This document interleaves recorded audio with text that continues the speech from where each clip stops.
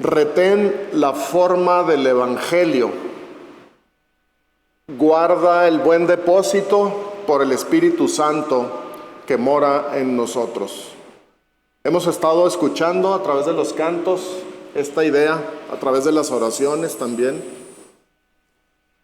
Tenemos un encargo, tenemos una encomienda de parte de nuestro Dios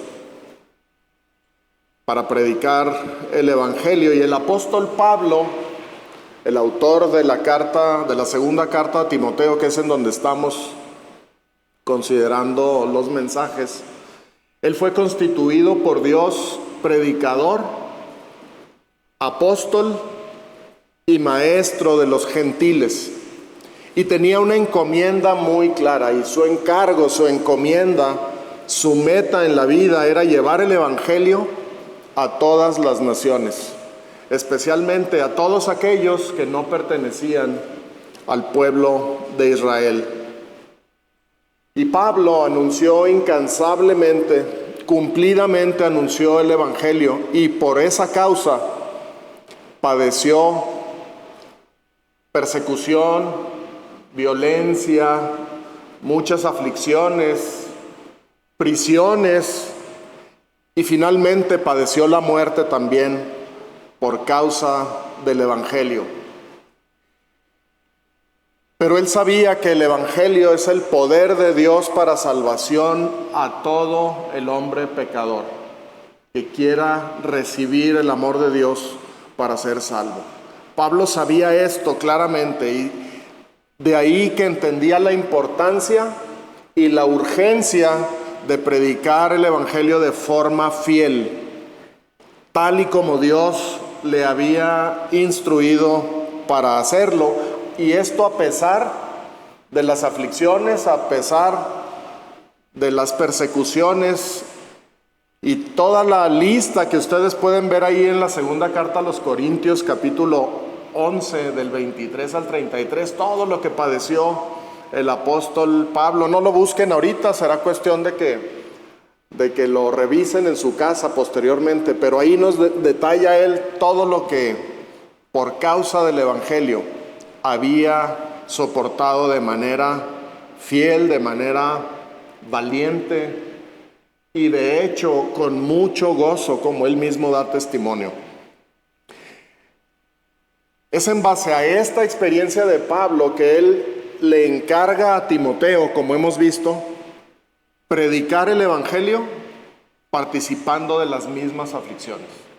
Y Pablo se pone como ejemplo, dice: yo estoy padeciendo todo esto, y tú lo sabes mejor que nadie, Timoteo, porque has estado conmigo en diferentes situaciones, y por eso te exhorto a que hagas lo mismo, que prediques la palabra sin temor, sin avergonzarte. El texto de hoy, el texto que vamos a considerar hoy, nos presenta la importancia de retener y guardar la pureza del Evangelio, tal como ha sido enseñada, para poderlo compartir fielmente. Y yo quisiera que esto fuera nuestra meta y nuestro deseo: retener la pureza del Evangelio para predicarlo tal como ha sido enseñado por los apóstoles, tal como lo tenemos en la palabra de Dios. Que ese sea nuestro deseo, que ese sea nuestra meta.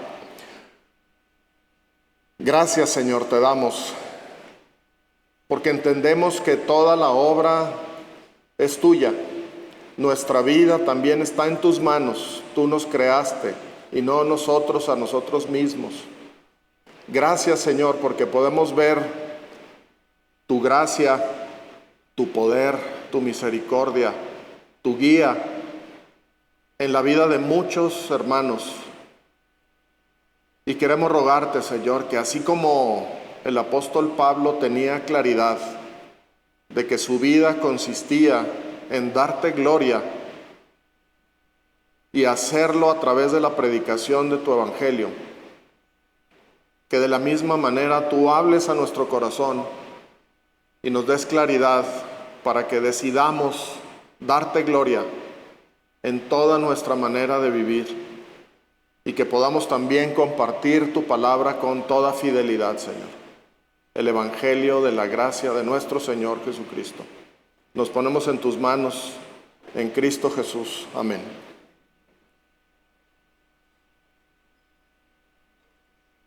Vamos a nuestro texto, segunda carta de Timoteo, capítulo 1, del versículo 12 al 14. Dice así: por lo cual, asimismo, padezco esto, pero no me avergüenzo, porque yo sé a quién he creído, y estoy seguro que es poderoso para guardar mi depósito para aquel día. Retén la forma de las sanas palabras que de mí oíste, en la fe y amor que es en Cristo Jesús. Guarda el buen depósito por el Espíritu Santo que mora en nosotros.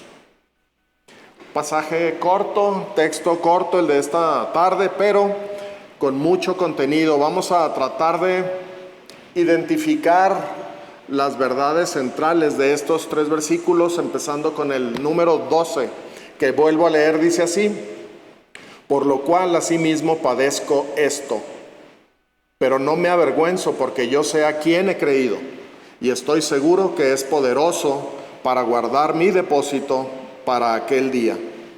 Como sabemos, Pablo está preso allá en Roma cuando escribió esta carta. La misma carta nos da testimonio de eso. Y él estaba preso a modo de malhechor, como él mismo nos lo comenta.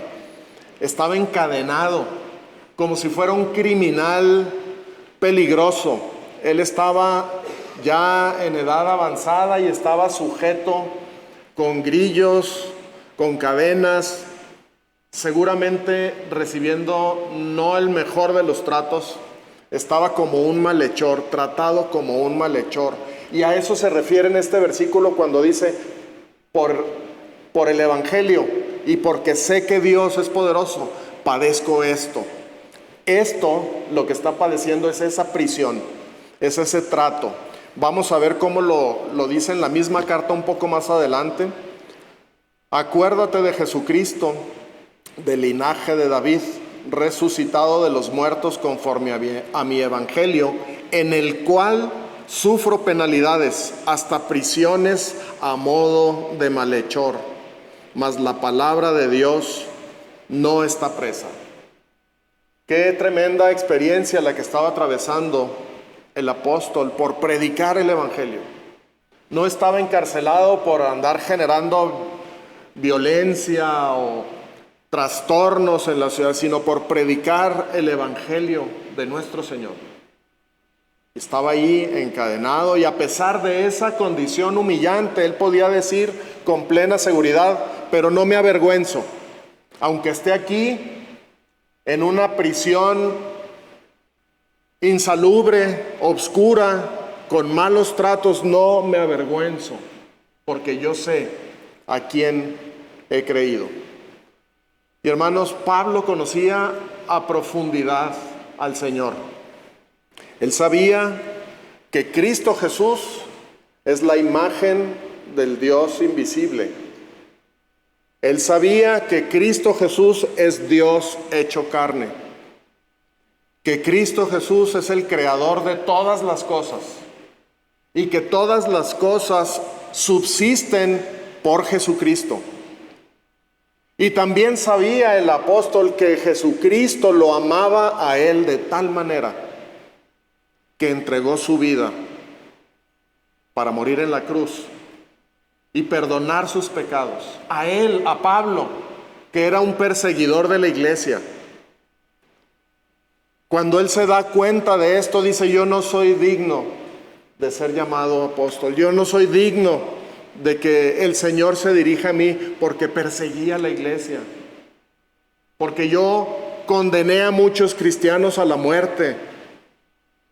Yo los presionaba para que renunciaran de su fe. Pero Pablo sabía que el Señor Jesucristo lo amaba y lo había perdonado cuando clavó sus pecados ahí en la cruz. Sabía que el Señor Jesucristo había resucitado para justificación de Pablo y de todos nosotros, delante del Padre Celestial. Y ese conocimiento de Pablo cambiaba diametralmente la posibilidad de sentirse avergonzado. En su lugar, Pablo lo que estaba experimentando era gran gozo al saber que esas prisiones, todos sus padecimientos, le estaban dando gloria a Dios, porque estaba poniendo en alto el nombre de Cristo, siendo predicado. En ese sentido, él puede decir confiadamente: no me avergüenzo. ¿Cómo avergonzarme del Señor que dio su vida por mí? ¿Cómo avergonzarme del Creador del universo, que solamente ha mostrado amor, y no de palabras solamente, sino que entregó su vida por mí? Es imposible. Es imposible, y esto nos atañe a ti y a mí también.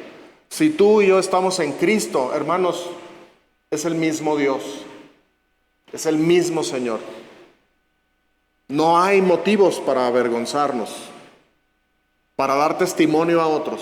Las oportunidades se presentan, Dios abre puertas y ahí podemos presentar el Evangelio. Este gozo que experimentó Pablo, esta confianza, esta paz que sintió al estar preso, pero sabiendo a quién había creído y sabiendo que eso le daba gloria a Dios, es algo parecido a lo que sucedió con los apóstoles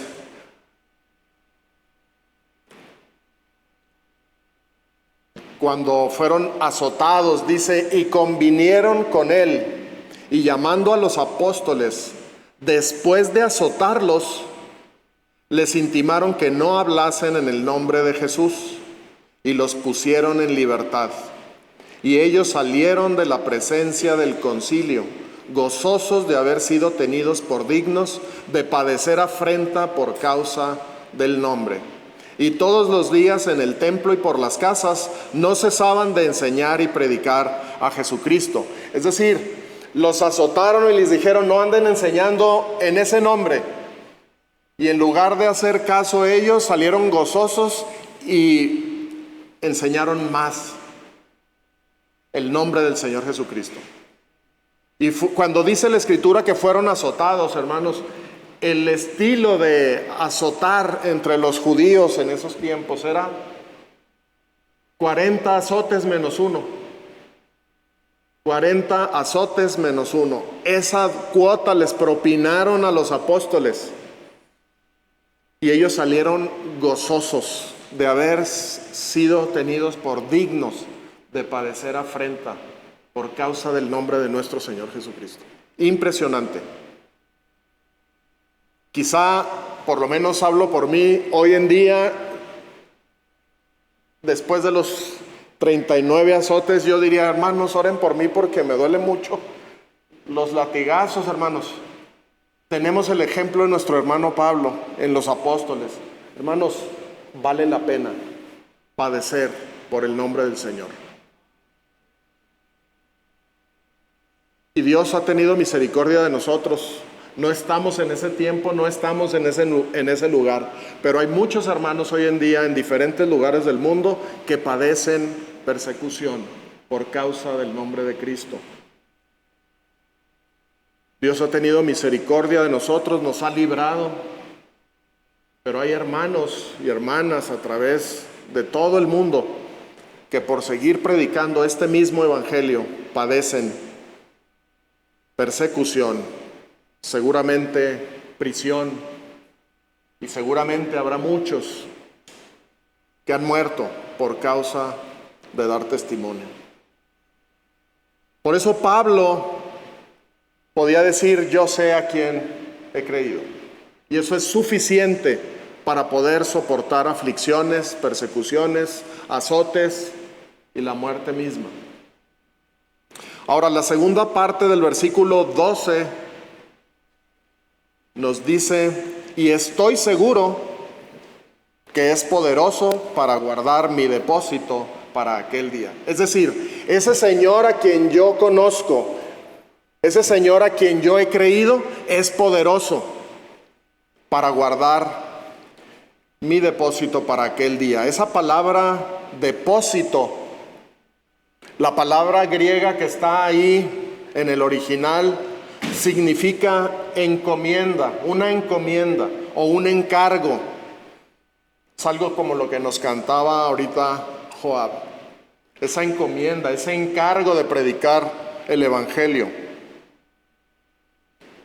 Y Pablo se refiere a esa encomienda como mi depósito. Y él sabía que ese depósito era el encargo que Dios le hizo del Evangelio. Dios nuestro Señor le puso ese encargo. Pablo, tú vas a cuidar este Evangelio y a predicarlo. Desde su conversión a Cristo, Pablo supo con toda perfección a qué había sido llamado. Leemos allá en el libro de Hechos: yo entonces dije, ¿quién eres, Señor? Y el Señor dijo, yo soy Jesús, a quien tú persigues. Pero levántate y ponte sobre tus pies, porque para esto he aparecido a ti, para ponerte por ministro y testigo de las cosas que has visto, y de aquellas en que me apareceré a ti, librándote de tu pueblo y de los gentiles a quienes ahora te envío, para que abras sus ojos, para que se conviertan de las tinieblas a la luz y de la potestad de Satanás a Dios, para que reciban por la fe que es en mí perdón de pecados y herencia entre los santificados. Directamente el Señor hablando a Pablo, hablando a nosotros hoy por su palabra. Esa es la encomienda que recibió Pablo. Ponte sobre tus pies, porque yo te voy a poner, te estoy poniendo como ministro, para que seas testigo y prediques las cosas que yo te estoy diciendo y te voy a seguir revelando, para que lleves a la gente el perdón de pecados que es por fe en mí. Entonces Pablo, hermanos, está totalmente seguro de su encomienda. Él no duda ni un instante. Él sabe perfectamente que su vida está diseñada por Dios para ser un testigo de Cristo Jesús, para llevar el Evangelio, como dije al principio, principalmente a los gentiles, pero él no se detenía y le hablaba igual a gentiles como a judíos. Él daba testimonio del nombre del Señor. Él estaba totalmente claro, cierto, de la encomienda que le había sido dada por Dios. Y lo llamaba mi depósito. Estoy seguro que Cristo, que Dios es poderoso para guardar mi depósito para aquel día. Él sabía que Dios es poderoso para preservar con sumo cuidado el Evangelio, para guardar el encargo que recibió de Dios. Y no solo el encargo del Evangelio y de la predicación del Evangelio. Dios es poderoso, decía Pablo, para cuidar mi vida, hasta que Él quiera dejarme aquí. Por eso decía, para mí el vivir es Cristo, el morir es ganancia. Yo quisiera irme con el Señor, porque entonces estaría con Él. Pero si es necesario que yo permanezca aquí en la carne para beneficio de muchos, no sé entonces qué escoger. Hermanos, tenemos un gran ejemplo y una gran responsabilidad, porque este encargo, esta encomienda, este depósito también es nuestro. Y en siguientes predicaciones veremos cómo se ha mantenido hasta nuestros días este encargo. Ahora Pablo termina la frase allá en el versículo 12 diciendo, para aquel día.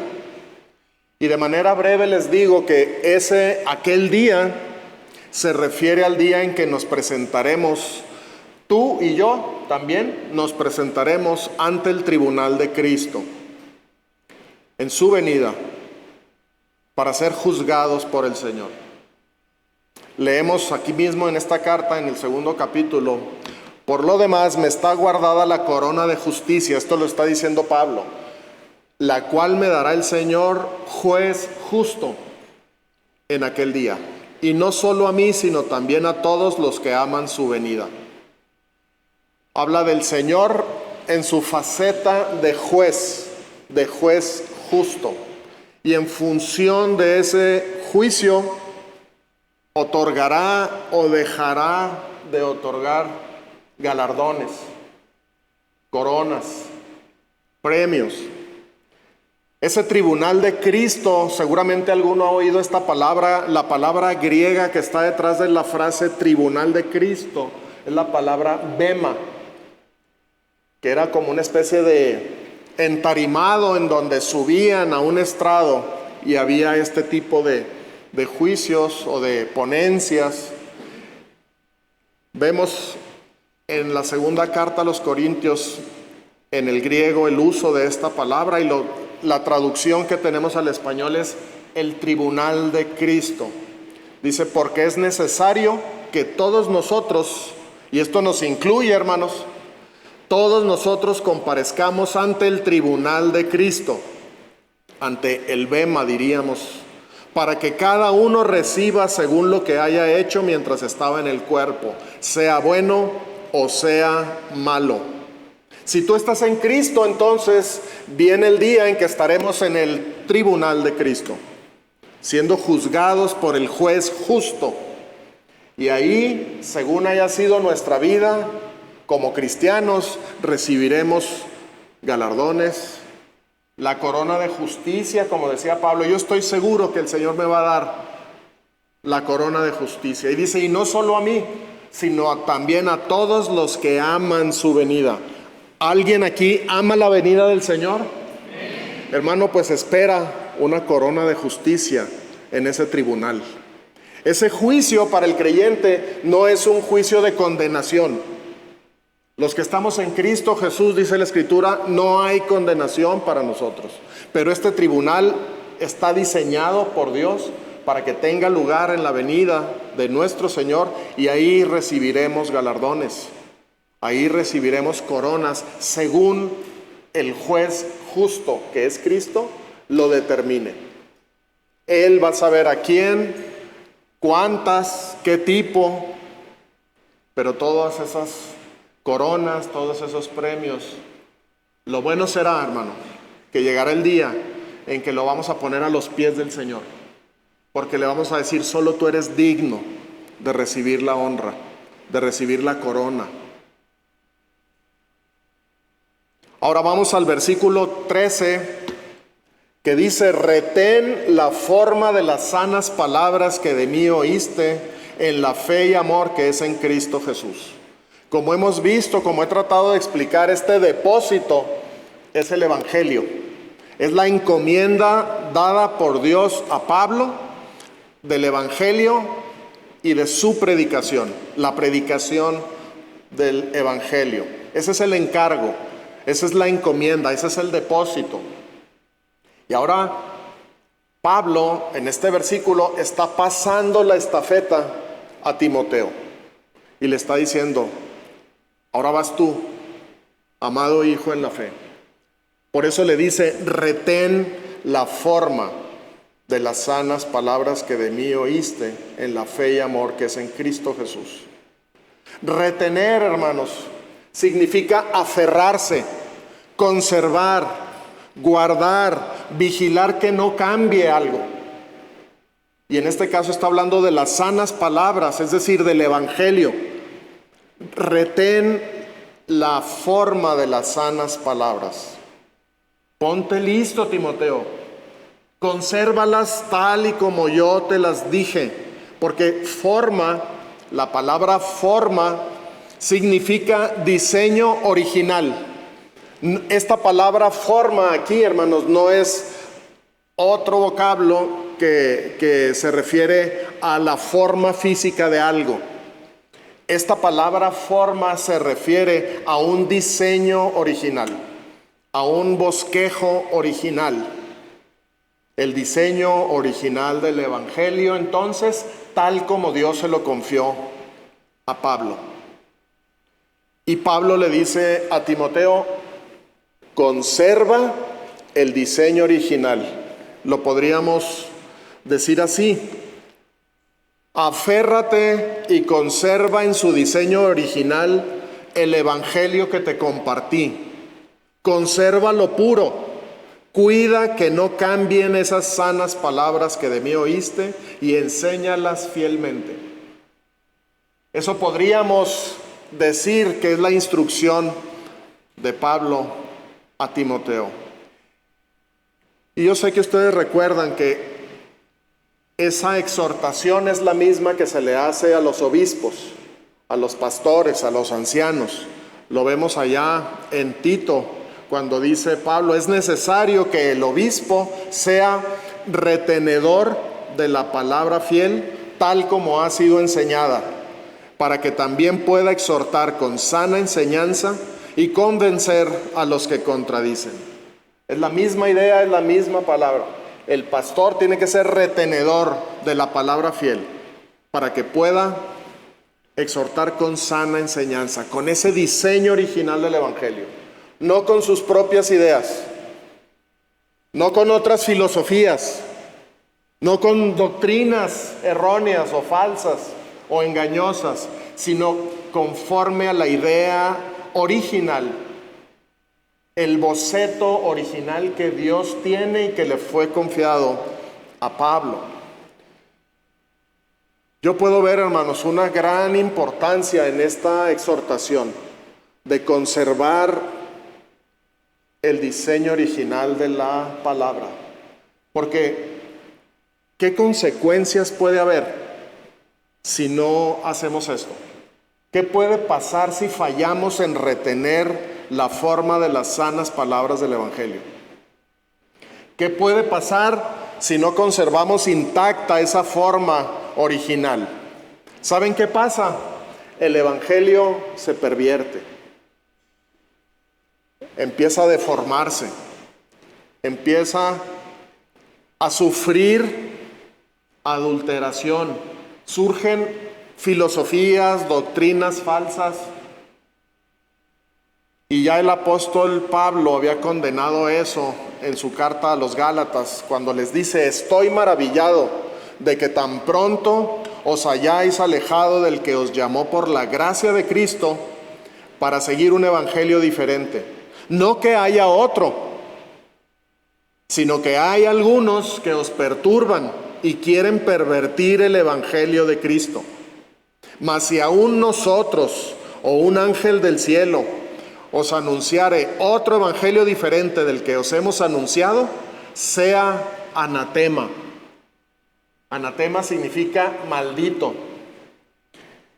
Y no contento con esto, Pablo dice: como antes hemos dicho, también ahora lo repito, si alguno os predica diferente evangelio del que habéis recibido, sea anatema. ¿Será importante entonces, hermanos, la exhortación de Pablo a Timoteo de retén la forma?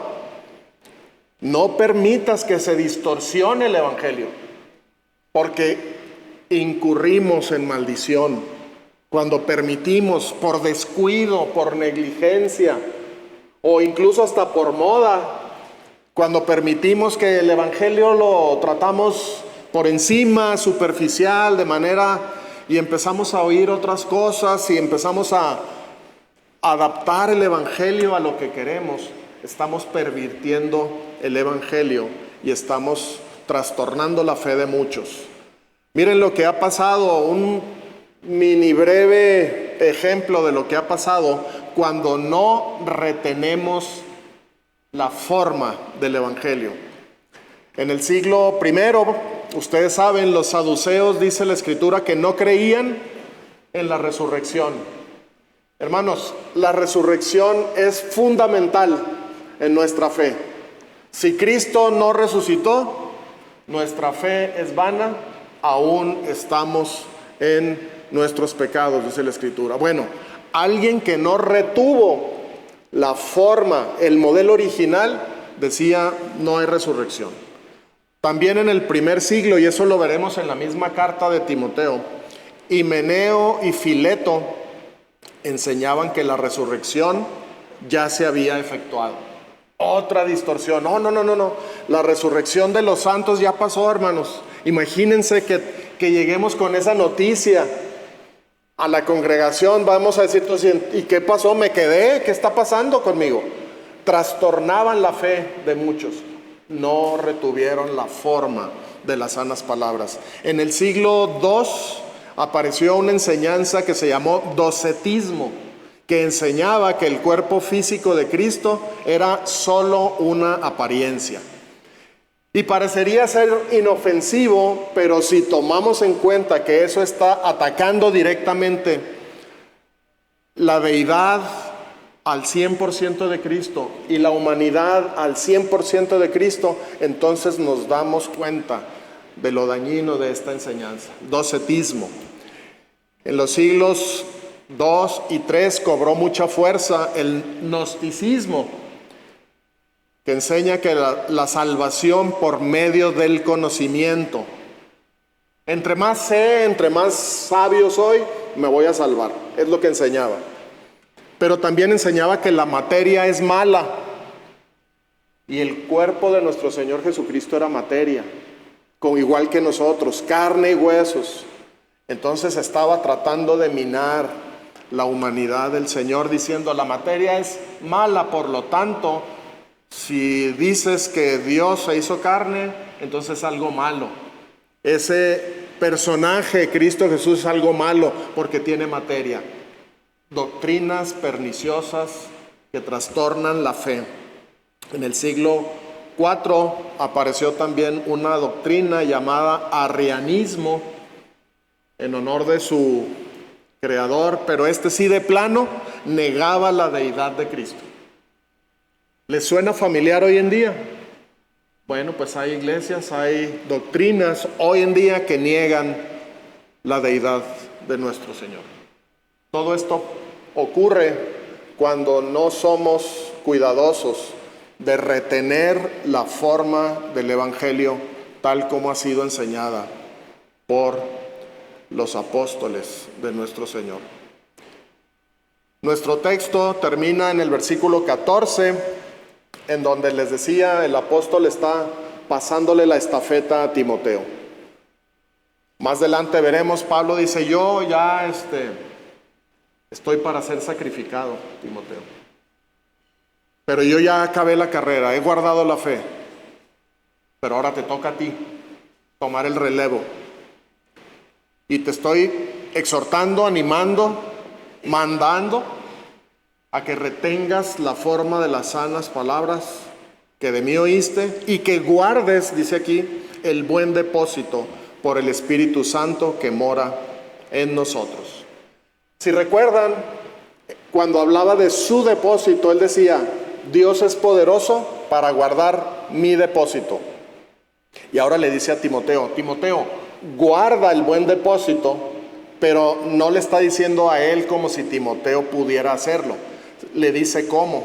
Le dice, guárdalo por el Espíritu Santo que mora en nosotros. Entonces yo veo esto como algo muy reconfortante, saber que a final de cuentas, quien a través de los siglos ha preservado el Evangelio, es decir, el depósito, la encomienda, para nuestro bien, para el bien de toda la humanidad que ha pasado y la humanidad que viene, es Dios. A final de cuentas, Él es el que ha preservado su palabra. Y ahorita nos compartía nuestra hermana cómo este misionero Hudson, ¿verdad?,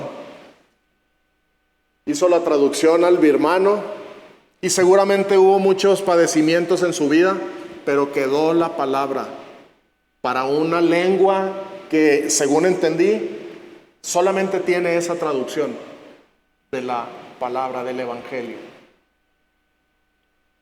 Hermanos, esta estafeta que Pablo le está pasando a Timoteo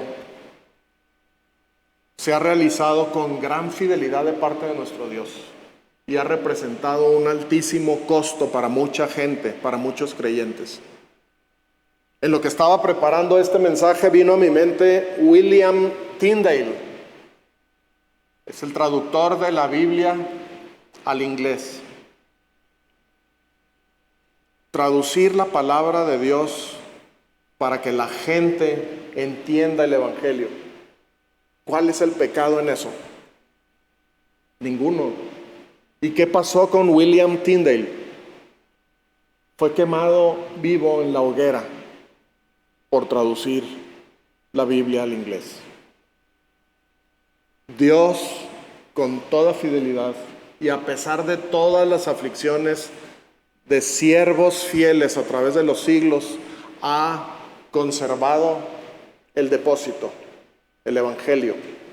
Por eso Pablo dice, yo estoy seguro, mi Dios es poderoso para guardar mi depósito para aquel día. Tenemos esa confianza, hermanos. Dios preserva el Evangelio, pero nos toca a nosotros predicarlo. Nos toca a nosotros pasar la estafeta también a otras generaciones. Pablo decía, estoy seguro que Dios es poderoso para guardar mi depósito para aquel día. Y a Timoteo le dice, guarda el buen depósito por el Espíritu. En ambos casos, como dije, y para ir cerrando, en ambos casos es Dios, a través de su Espíritu Santo, el que con toda fidelidad guarda el depósito, conserva intacto su Evangelio. Y podemos estar plenamente seguros nosotros que también nuestro depósito, nuestro encargo, nuestra encomienda, Dios estará con nosotros. Y por su Espíritu Santo podremos continuar con nuestro servicio a Dios, con nuestro ministerio a Dios. Entonces, encomendémonos, hermanos, a Dios. Porque como nos decía Raúl Héctor en la oración, tenemos esa encomienda de predicar el Evangelio a familiares, amigos, a gente que no conocemos. Que Dios guarde nuestra encomienda, nuestro encargo, nuestro depósito, para retener, para conservar la forma original del Evangelio, para preservar esas sanas palabras tal como están escritas en la Biblia y poder anunciarlas fielmente. Alabado sea nuestro Dios, hermanos.